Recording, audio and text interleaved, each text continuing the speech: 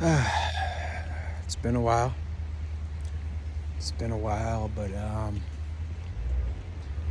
and that's just gonna happen sometimes. Uh, I didn't feel in my spirit. I wasn't led to say anything for as long as I have, and the itch is coming back. The itch is coming back to just speak on anything. I don't even know exactly what, but I was already at a coffee shop. I was reading my lines, and I was close to this holy place again, and I said, you know what, it's raining out, I'm soaked, but let's just see if we can say anything. Lately, surrender has come back into my consciousness. It's come back into my everyday life, things I want to act on, the things I want to think about. So I think I'm going to name this video, How Much Are You Trying to Control? And what exactly is surrender? You hear that in so many spiritual practices. You hear that in so many different places. It's the most ancient word you could think of. But in a backwards world where everyone wants you to do something, how do you do surrender? You don't. There's no doing in surrender. You cannot control how much you surrender. There's no control. There's no book. There's obviously instruments that can try and influence the organic shift in how much you are able to surrender, but there's no independent volition that can influence the level of surrendering that you are able to do. We are all surrendering on some level, but we are not the ones surrendering. Grace is within all of us and is surrendering to some degree in each body that it is housed in. So let me give my example of my experience. When I was going through my dark night of the soul, ego death, where for 2 years straight, just about every single day, it felt like I was literally dying. Everything I knew about myself, everything about how I viewed the world, how I perceived the world, how the world looks, was literally just dying. Every day, it can be a very long, extenuating process. But what actually was dying? What was dying was the delusion. Hold on, let me clean off my phone. I don't want this to. The delusion that I am in control.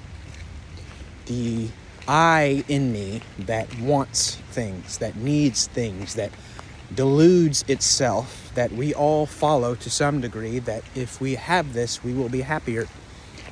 The I that we have that believes that it can control its own destiny. The I that believes that I'm not good enough. That I that we all have, that is so powerful in most of us that we believe that is who we are. And that is what seems to be controlling most of us. The I that is desperately in need of control of your life. And it is only desperately needing that control in your life because it's built out of fear. Because it already knows it's not really in control. So that knowing gets really sheltered, and that I starts acting like a menace, and we are under the delusion that that I that is saying all these things, that needs to control all of these things, is us. So in my ego death, in my dark night of the soul, whatever you want to call it, there's so many different spiritual there's so many spiritual words for that extreme, disgusting, awful, but necessary and important process. That I in me was dying. It was starting, the program, the software that I was under the delusion of for the first 22 years of my life was starting to, the software was starting to be exposed. I was in this period every day, and these needs and wants I had, the I was starting to realize that it's useless. It was starting to realize it was useless. That is when thoughts of started to pick up really bad, because the I is saying, okay, well, I know all my wants and needs are not going to do anything for me anymore, so we need to just shut this whole program down. We need to shut the whole thing down. Like, we need to abort mission. We need to get out of here. We need to shut this whole thing down. We need to exit this planet. And that was horrifying. When my ego got to that point, every second of every day for weeks, that's all that was going through my head. Because the program had no idea what to do anymore. The little I in me that was truly at the center for my whole life, that was deluding me into these things, into these belief systems, it's now shutting down. Because in this period, like, your consciousness is exploding. Like, your spirit is exploding, it's upgrading. And in that upgrade, that means your ego is now going to move to second place. And it's been perceived as first place your whole life. We all have it. You know exactly what I'm talking about. And when that gets removed from its perceived first place, first spot, the first priority, it's disgusting. Imagine 22 years of believing this is you, and now a shift happens where you literally not only are understanding this is not you, that you is starting to, like, disappear and lose its power. But you think that's you. So you literally think like you're disappearing. You literally have no choice but to believe you're dying. It's horrifying. It's absolutely horrifying. So when that starts taking place, there's a whole new level of surrender that starts kicking in.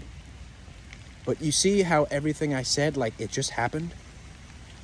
I literally went to the movie theaters one day, was the happiest I've ever been.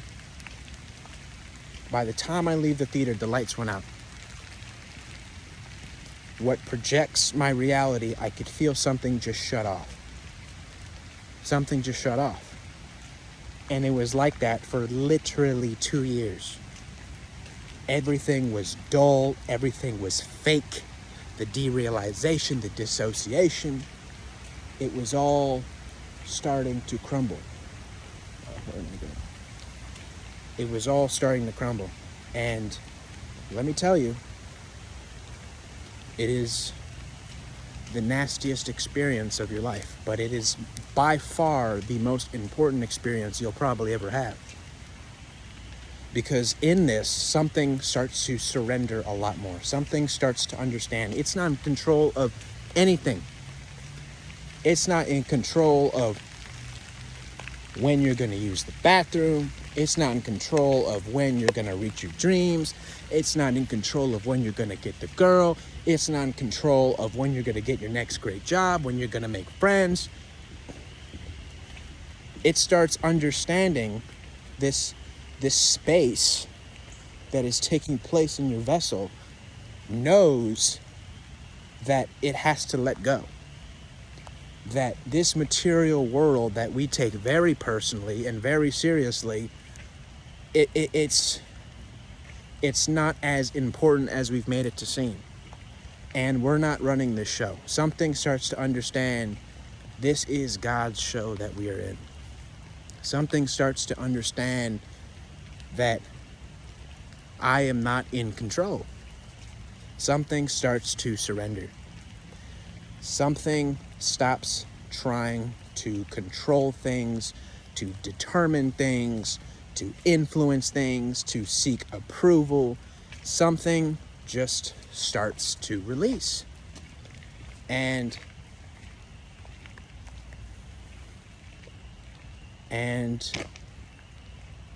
2 years later, this is where I'm at. I rarely have. It hasn't felt right to me for a while now to say good day, bad day. Like, I just have days. Like, it's just, there's this underlying peace. There's this underlying sense of surrender that has taken place within me, where I don't like labels anymore. I already haven't liked it for years.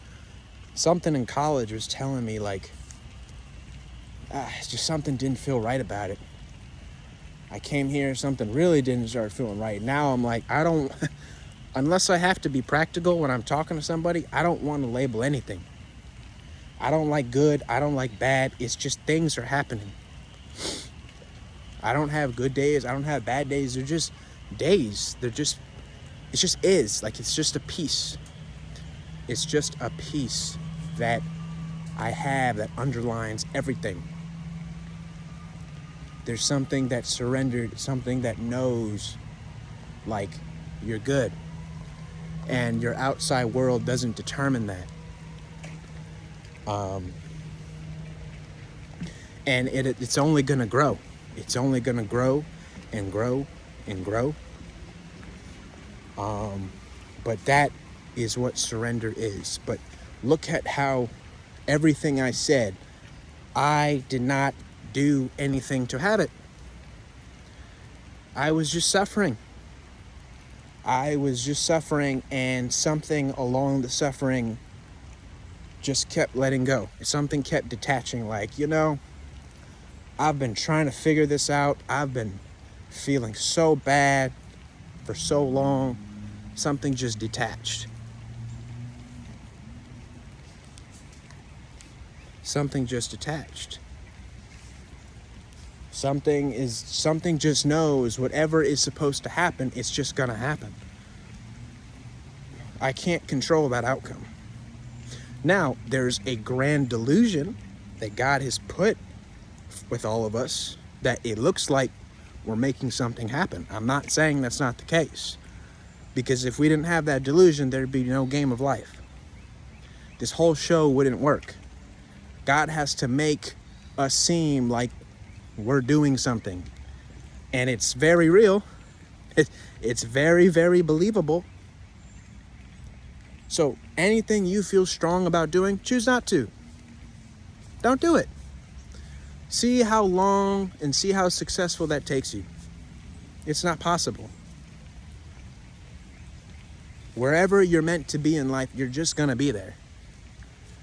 So if you start knowing that for yourself, the amount of stress that's going to be taken off your body, you can have bills, you can be so financially squeezed, and something in you knows, yes, it's not a great feeling. I'm not trying to trick you in thinking it's a great feeling, but something knows, like, if I'm supposed to have more money, I'm just going to have more money.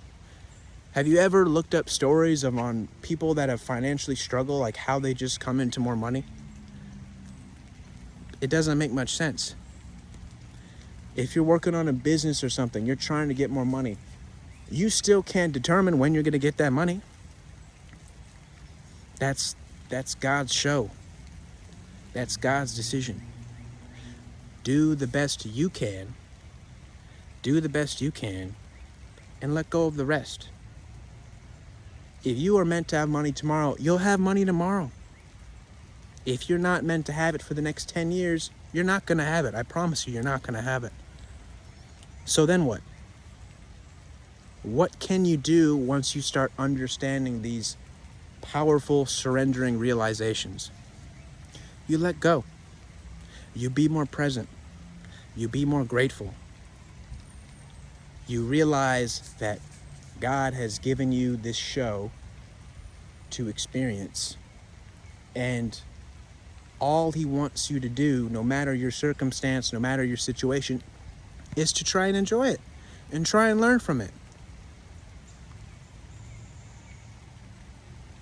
That's easier said than done, but trust that you are exactly where you are supposed to be, because you are. And if you don't believe that now, that's completely fine, but eventually you will. I'm not saying you have to be satisfied where you're at, but if you can at least eventually understand you're at where you're at because that's where you're meant to be at, then what can you do? If there's something you think you can do more of, do it. If there's something you think you can't, then don't. Then just be here. You are exactly where you're meant to be. You're exactly where you're supposed to be. And wherever you're going, you will get there exactly when you're supposed to. There is nothing you need to do. There is no doing. It looks like we're doing something, and if you want to say to some level we are, that's fine, but God is moving you where you're supposed to go. There's this grand delusion we all have in our head that we are missing our destiny and we got to obey here to get that's a delusion. If you're not meant to have something, that was the destiny. There's different levels of destiny. If you are meant to go somewhere in life, I promise you, there's nothing that you can do that won't get you there. That you can't do that won't get you there. There's nothing that's going to stop that. As much as you try really hard with your own perceived personal volition, that you can control that, there's nothing you're going to be able to do. You're exactly where you're supposed to be. I know that. So, what will you do with that information? And even if you don't agree, okay, then what? Are you a little bit happier not agreeing? That's fine. But that is where surrender comes from. It is a organic understanding that God has put me here in this exact moment for a reason. God has put me in this exact moment because this is where I'm just supposed to be at this exact moment. If I'm supposed to go to the bathroom in the next 20 minutes, I was supposed to go to the bathroom. Time seems linear, but everything has already happened. And it's just condensed with our minds and in this materialistic form that it looks like it hasn't happened yet. We're only catching up to what has already happened. You've already done these things that you want to do. That's why you want to do it. Why do you think you want to do these things? Because something intuitively knows you're already over there somehow. How? How are you already over there? Because it's already happened. This 3D game that we're all in is slow, it's clunky, it's delayed. You're already where you're supposed to be. You've already been in the moment that you're looking at this video. You've already been here before. You're literally just catching up to yourself. You're catching up to where God has already put you. Trust that. So whatever you want in life, know that it has already happened for you. Take care. It's getting a little rainier outside. I don't want my phone to be compromised, so trust, surrender. You're exactly where you're supposed to be. Take care.